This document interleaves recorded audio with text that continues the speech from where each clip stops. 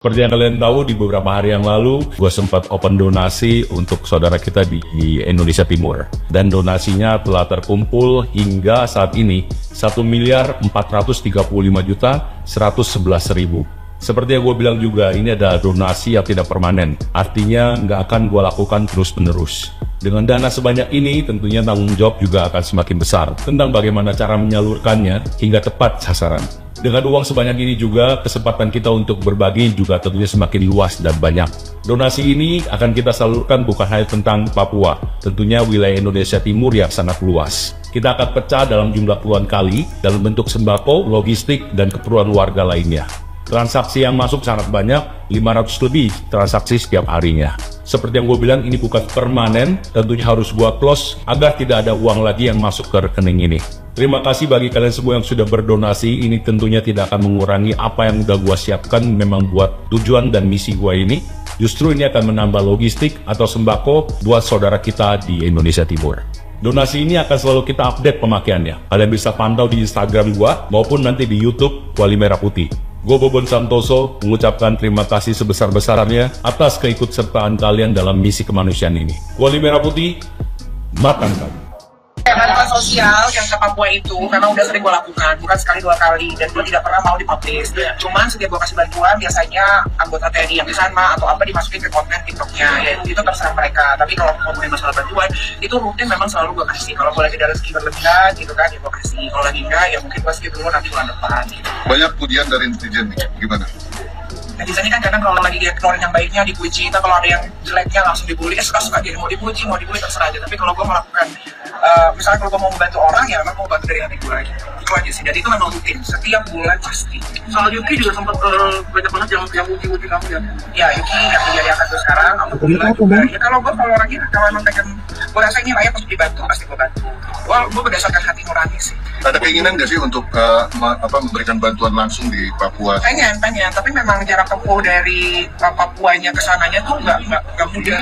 Naik mobil 5 jam, terus habis naik mobil nanti naik lagi pesawat yang kecil. Pesawatnya harus pesawat TNI yang suka bawa barang-barang logistik gitu. Jadi harus nunggu jadwal mereka, dan itu tidak setiap hari. Biasanya seminggu cuma 3 kali. Itu makanya nggak pernah pasti waktunya. Kita memilih Papua itu kenapa sih alasan tersendiri dari yang Memilih Papua kenapa? Karena dari sekian banyak daerah wilayah di Indonesia, kayaknya Papua paling tidak pernah dilirik oleh banyak orang. Ya mungkin karena katanya Papua menghasilkan banyak emas segala macam, tapi jangan salah loh. Kalau gue lihat gitu ya di konten-konten, memang penghasil emas gitu ya, tapi orang-orangnya, anak-anaknya tuh nggak ada yang pakai alas kaki. Bahkan kalau mau makan, mau apa tuh mereka harus tukar dengan sayur-sayuran yang mereka ambil dari hutan gitu kan. Jadi menurut gue memang Papua ini jarang banget dilirik sama orang-orang, kebanyakan biasanya di daerah Jawa, Sunda gitu kan, mungkin karena jarak tempuhnya lebih gampang gitu kan. Tapi memang kayaknya Papua ini harus diperhatikan, bukan di Papua di Jayapuranya ya. Oleh Jayapuranya itu memang udah lama, memang bagus. Karena kan gue juga sudah bolak-balik ke sana kalau lagi kan lagi dipanggil ke Jayapura. Tapi kalau di pedalamannya itu memang sulit sekali. mana-mana aja sih yang kamu akan kunjungi lagi selain yang di sekarang kamu? Belum tahu, kalau gue kan tergantung mood aja. Ya guys, di tengah pemberitaan ya bahwa Fuji ini diminta oleh kakaknya Ica untuk dipantau oleh BNN, ya, dicurigai memakai narkoba, dan Fuji diam saja. Dan juga ayahnya pasang badan, Torik bilang kalau Fuji tidak seperti itu, ya. Akhirnya ketahuan lagi sifat baiknya Fuji ya guys. Dia itu menolong anak-anak di Papua. Akhirnya banyak orang komentar, wah, dia sama seperti Nick Mir ya, kata gitu, menolong anak-anak di Papua. Hebat loh. Dan jauh dari konten. Dia nggak di Jakarta untuk dijadikan konten, tapi jauh banget. Jadi selain dia memberi hal-hal bagus bagi Gala, dia juga menolong orang-orang yang berkekurangan untuk membuat anak-anak itu bahagia. Semoga Fuji semakin berkah, pantas rezekinya terus mengalir ya guys. Apa yang dipakai dia tuh selalu jadi hits ya. Sebenarnya nggak beda jauh juga dengan Syahrini ya. Syahrini itu kan punya ya anak-anak yatim piatu, ya kan, dan dia tuh suka minta didoain lewat anak-anak yatim piatu. salah satu yang paling membuat saya terharu adalah ketika dia bilang, tolong doakan saya supaya saya dicintai oleh suami saya. Keren ya guys. Ya, orang-orang yang berbaik hati bagi orang-orang yang nggak punya itu bagus. Ya, daripada orang yang memanfaatkan orang-orang yang nggak berdaya ini, ya, atau merusak perekonomian mereka seperti yang kasus korupsi 271 triliun ya guys. Dia bahagia sih, tapi di atas penderitaan rakyat miskin. Ya, nolong, berbagi tapi udah banyak ngorbanin orang, ya. Dari tahun berapa tuh? Udahlah, gak usah dibahas banyak, ya. Semoga Fuji semakin melejit. Dan mengenai kasus narkoba itu, saya doakan juga supaya Fuji nggak kena kasus narkoba ya. Ya mau benar, itu sebenarnya walaupun sakit, salah gitu. Kakaknya Ica yang memberikan warning memberikan peringatan pada Fuji lewat BNN untuk dipantau. Sebenarnya itu bagus juga sih, soalnya kan Fuji kan orang sudah terkenal ya, jadi banyak orang yang akan berusaha untuk menjatuhkan dia. Ya kayak Monica kan selalu pakai bodyguard ya guys. Nah Fuji memang harus dijaga banget, harus.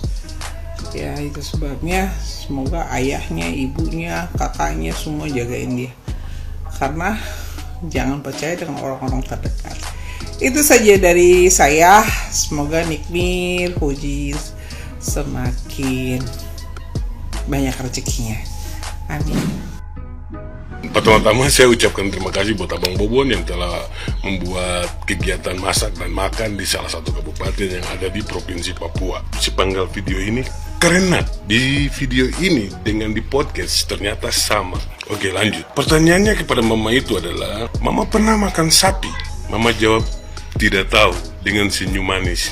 Dari kata tidak tahu dengan tambah abang podcast dengan Bang Dedi, terus Bang Dedi tanya, emang di Papua tidak ada sapi? Iya di Papua, itu di Papua itu. Ya Tuhan. Jadi gini Abang Bobon, Papua itu untuk di Indonesia nih, Papua itu dari Sorong, utaranya Jayapura dan selatannya di Merauke. Tengah-tengah ada Timika, ada Puncak Jaya dan Nabire, ada Biak, ada Sui, ada Fakfak. Itu. Jadi seakan-akan banyak sekali pertanyaan. Jujur, saya sendiri jadi korban pertanyaan-pertanyaan itu. Begitu Abang setelah podcast dengan Bang Dedi, langsung pertanyaan itu muncul ke saya. Bang Boni, benarkah di Papua tidak ada sapi? Saya mau jantungan, serius. Yang kedua, Bang Boni tidak pernah makan sapi. Saya mau jawab pernah salah, mau jawab tidak pernah salah. Diam aja, saya senyum. Kenapa? Kalau saya jawab nanti mereka kaget. Karena pertanyaannya tuh di situ. Nah, pertanyaannya, Bang Boni tidak pernah makan sapi. Saya jawab tidak pernah. Terus saya jelaskan ke mereka beberapa hari kemudian, gini ceritanya. Kalau kamu tanya saya, Bang Boni pernah makan sapi? Saya jawab tidak pernah. Tapi kalau tanya, Bang Boni pernah makan daging sapi? Saya jawab pernah. Kenapa? Saya makan dagingnya, bukan sapinya. Yang berikut itu cuma masalah di kata tidak tahu. Kata tidak tahu ini akhirnya muncul beragam pertanyaan. Dan akhirnya kemarin tuh saya ada lihat salah satu adik di Jakarta membuat konten sampai nangis-nangis dengan caption sedih sekali bahwa saudara-saudara kita yang ada di Papua tidak tahu yang namanya sapi. Saya tuh bingung mau jawab apa lewat komentar. Serius. Kenapa? Karena mungkin kayak podcast Bang Dedi tuh bilang di daerah itu, harusnya di daerah itu yang ada di Papua, bukan di daerah itu di Papua itu. Bukan. Bahasa Indonesianya harusnya begini. Di daerah itu di Provinsi Papua. Harusnya gitu. Bukan di daerah itu di Papua itu. Itu ada di podcast. Saya tidak protes itu. Yang saya protes kata tidak tahu. Please lah, kalau mau lakukan sesuatu buat konten atau ikut podcast, lihat dulu Provinsi Papua tuh kayak gimana. Bang Bobon lakukan masak dan memberi makan itu di bagian mana, agar kita punya saudara-saudara yang ada di Indonesia bagian Barat bisa paham bahwa ternyata di salah satu kabupaten yang ada di Provinsi Papua tidak pernah lihat yang namanya sapi. Sampai di sini paham? Udah paham? Oke, kenapa tidak pernah adanya sapi di sana? Karena segala sesuatu tuh pakai pesawat udara. Pengiriman bahan-bahan pokok itu melalui pesawat udara ke tempat itu yang kemarin Abang Bobon masak dan memberi makan. Jadi sekali lagi, saya tidak protes tentang memasak, makan-makan sana, tidak. Yang saya protes adalah kata tidak tahu itu. Yang akhirnya Abang Bobon ikut podcast akhirnya bilang, iya mama itu bilang bukan tidak pernah tapi tidak tahu. Kata tidak tahu itu sudahlah. Tapi yang jelas saya cuma mau kasih tahu di sini bahwa Papua tuh luas. Oke, Papua tuh luas. Saya dari kecil, saya lahir tahun 80-an. Saya ikut bapak saya tuh pakai truk, udah pernah muat sapi untuk transmigrasi. Bapak saya sopir truk. Itu sapi. Kita bawa ke daerah transmigrasi melewati perkampungan-perkampungan. Hampir situ saja. Mungkin yang di daerah pegunungan kita tidak bisa antar pakai truk karena saat itu jalan satu-satunya naik pesawat Hercules milik TNI AD. Oke, mungkin begitu saja. Buat Abang Bobon terima kasih, dan yang mau komentar bilang itu haknya Bang Bobon bikin konten. Saya tidak protes konten masak, tidak. Yang protes adalah pertanyaan kepada mama tersebut. Akhirnya mama jawab tidak tahu, dan kata tidak tahu ini akhirnya masuk podcast dengan Bang Dedi. Nah, Bang Bobon pasti tahu. Terserah Bang Bobon mau komentar atau tidak, itu urusan Bang Bobon. Yang jelas saya cuma luruskan supaya jangan teman-teman saya tanya lagi kepada saya, Bang Boni tidak tahu sapi. Nanti saya jawab, saya tidak tahu, saya tahunya kau. Oke, terima kasih. Karena saya mau olahraga, saya cuma sekali lagi terima kasih kepada Bang Bobon udah masak dan minta maaf kalau saya stage untuk mengomentari tentang kata-kata tersebut. Terima kasih, selamat sore, assalamualaikum, salam sejahtera.